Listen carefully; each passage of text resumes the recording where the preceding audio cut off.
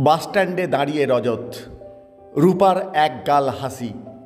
কিরে এখানে? বাস ধরব, হাবড়া যাব।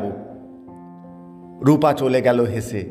সেই রূপা যার রূপ আর পোশাকের নিচ থেকে ফুটে ওঠা যৌবন একসময় রজতকে পাগল করত। লাফিয়ে উঠত হৃদয়।